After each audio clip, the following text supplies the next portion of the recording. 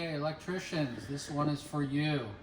This is the Spa disconnect box, and just want to show you the proper way to wire up a hot tub GFCI breaker.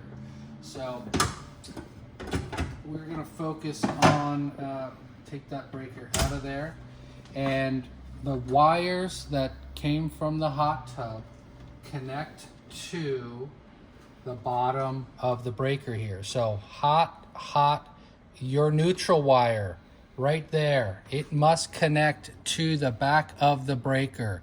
Do not connect it to the bottom or to the neutral bar over there that is for the curly pigtail and for the house neutral.